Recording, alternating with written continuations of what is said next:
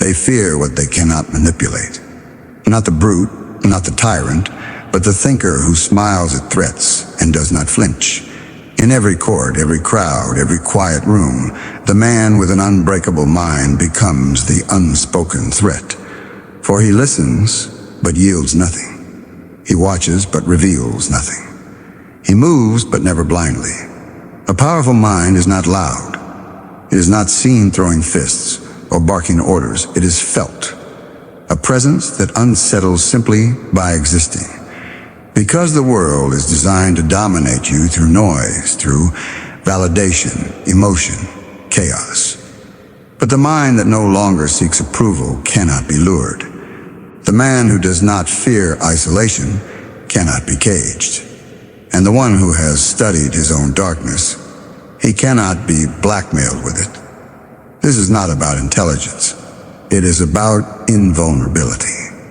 The kind that unnerves manipulators, seducers, deceivers, because they realize they have no tool that works on you. You have already seen too much, and worse, you remember that is the beginning of real power.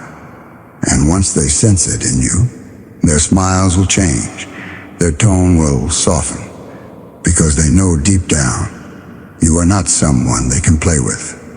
To build such a mind, you must destroy everything that once made you agreeable. The first weakness you must amputate is the craving to be seen. Approval is a leash disguised as affection. Praise is currency used by the clever to buy your obedience and attention. It's the drug they give you to keep you soft. If your mind still hungers for applause, it can be broken. If you still need to be liked, you will betray yourself to maintain your image. They will sense it. They will exploit it. You must learn to walk through a silent room and feel nothing.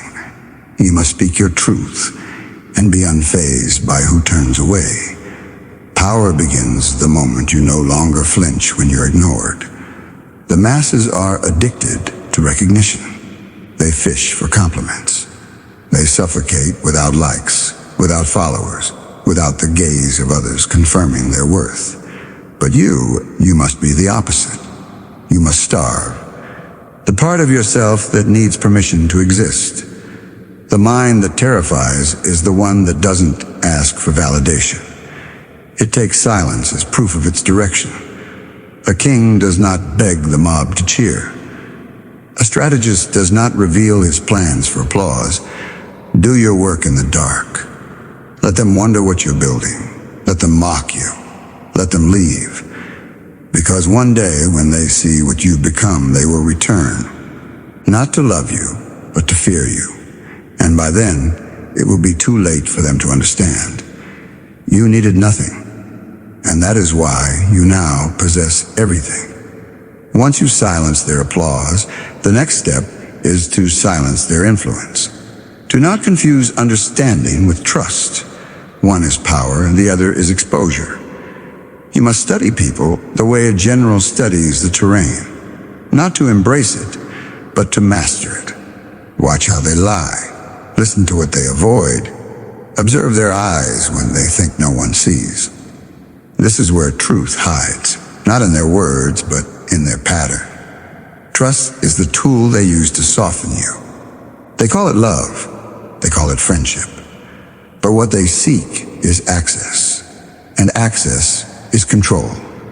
Every secret you hand them becomes a weapon in waiting. To build a mind that terrifies, you must make it a vault sealed, unreadable, untouched. Let them speak freely. Encourage it. Feed their illusion of closeness. But inside, remain a ghost. Never let them feel your true center, because once they map you, they will try to manipulate you. Know this, the one who trusts blindly is not virtuous. He is naive. And the naive man does not survive power games. He becomes fodder, a puppet, who only realizes the strings when it's far too late. Let your relationships serve your awareness, not your weakness. The mind that fears being alone will always settle for the comfort of deception. But you You will not be deceived because you are not desperate. You are not open. You are not waiting for someone to save you. You are watching, always watching. And when they make their move, you will not react. You will already have seen it. Knowledge of others is useful. Knowledge of self is lethal. Let them hurt you. Let life humiliate you. Let betrayal carve its initials into your spine. But do not waste it. Pain is not your enemy. It is your architect. It shows you who you are when comfort is stripped away. It reveals the truth beneath all illusions, who's loyal, who's weak, and who you've been pretending to be. Most crumble. They curse the pain, run from it, and numb it. But the mind that terrifies sharpens it. It does not react. It records. Every wound becomes a data point. Every heartbreak a recalibration. Every failure a brutal but honest teacher. Precision is born not from peace, but from scars studied in silence. Do not forget what they did to you, but do not weep over it either. Etch it into memory, not to feel, but to calculate. What did it cost you? What did it reveal? What will you never allow again? Because pain isn't just a source of suffering, it's a blueprint. It shows you where your armor cracked. It shows you where you were naive, too hopeful, too trusting. And now you patch those openings with steel. The world respects the calm man who has bled and remembers not with emotion, but with accuracy. Turn your agony into analytics. Let your disappointments refine your standards. Let every betrayal clean the fog off your lenses. A strong mind is not one that has avoided pain. It is one that uses it like a scalpel, coldly, strategically, precisely. Pain sharpens the blade, but solitude wields it. Solitude is feared by the weak because it reveals too much. Strip away the noise, the crowd, the endless distractions, and what remains is the raw, unfiltered self. Most cannot bear the sight of it, but you must crave it. To build a mind that terrifies, you must treat solitude not as punishment, but as a crucible, a sacred place where your thoughts become sharp, your senses deepen, and your mind detaches from the disease of the collective. Power is not forged in social rituals. It is born in withdrawal. While others seek validation in rooms full of noise, you must grow in silence. This is where your voice becomes your own, where you shed the scripts they've given you, where you stop asking who you're supposed to be and start deciding it. Solitude is clarity. In isolation, there are no masks left to wear. The lies fall away. The distractions lose their grip. You meet yourself without the filters, and once you face that, nothing outside can shake you. The kings of history, the prophets, the tacticians, they all retreated before they ruled. Because solitude reveals the unseen. It shows you the strings behind the stage, the motives behind the smile, the trap behind the offer. The strong mind is not built in celebration, but in exile. Let them party, let them post, let them drown in each other's noise. You're building something too dangerous to be witnessed in daylight. Once your inner world is fortified, you must govern your outer one. In the game of perception, silence is not neutrality. It is dominance. The world is quick to label, to define, to place you in a box it can control. If you do not take control of your image, they will construct one for you. And they will make sure it serves them, not you. This is why the powerful move in mystery, not because they are hiding, but because they understand the cost of being predictable. You must become a sculptor of perception.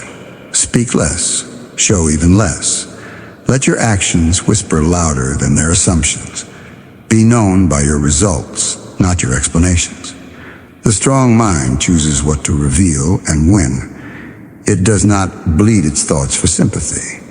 It does not broadcast its plans for approval. What others don't know about you becomes your shield. What they think they know becomes your trap. Let them misunderstand you. Let them underestimate you. Their ignorance is a weapon you can sharpen. The wise man uses ambiguity as camouflage. He allows others to draw conclusions because he knows their assumptions are weaknesses, not truths. Control the story. If you are ruthless, let them think you are kind. If you are rising, let them think you're struggling. If you are plotting, let them think you've surrendered. Misdirection is not deception. It is strategy. A mind that terrifies is not chaotic. It is unreadable. It bends perception before it raises a single hand. But even a silent mind must know when to strike. The weak strike often because they are ruled by impulse.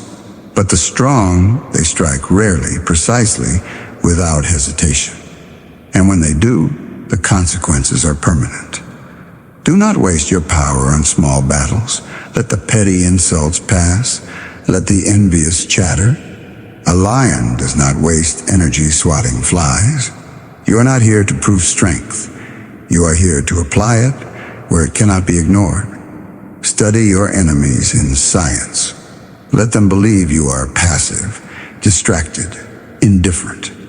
Meanwhile, you are calculating, waiting, identifying the exact pressure point where one move will collapse their entire posture. When you strike, do it with such decisiveness that no one questions your capability again. Not because you screamed, but because you ended the threat cleanly and without remorse. Strong mind does not erupt, it executes. This restraint terrifies them more than aggression ever could. Because it means you are in control. Because it means you are not emotional. You are surgical. They will walk on eggshells around you, not knowing if or when you will respond. That fear is power. That uncertainty is control. You don't need to dominate everyone. You only need to respond once, with clarity, with force, with finality. Let that one response echo louder than 100 empty threats. A master of power understands. Impact matters more than noise. Precision defeats repetition. A calculated response dismantles entire reputations without a single wasted word. Yet the most terrifying mind is not loud, it is unreadable. If they can read you, they can control you. That is why unpredictability is the shield of the powerful. To become unreadable is not to be chaotic. It is to be untouchable. Consistency may win friends, but it loses wars. Let them think they know you. Then change, evolve, contradict their expectations. Let your silence one day feel warm, the next day feel sharp. Be a storm with no pattern, a flame that burns at its own rhythm. They crave patterns, routines, explanations. Because these are levers, they want to predict your moves, decode your motives, tame your spirit. The unreadable mind denies them all of it. Today you are calm, tomorrow you are distant, the day after unshakably focused, and always you are watching, always aware. Predictability is a comfort, and comfort is the enemy of fear. When they cannot predict you, they cannot feel safe around you. And this is how you dominate without lifting a finger. Let them wonder, is he angry? Is he calculating? Is he planning something? Never answer. Let their anxiety do the work for you. The more they speculate, the more they reveal. In trying to understand you, they expose themselves. That is the irony. In hiding your nature, you force others to reveal theirs. An unreadable mind is a mirror. It reflects nothing back. And that emptiness, that unknown, it becomes a space where their illusions die. But strength means nothing if you cannot sustain it.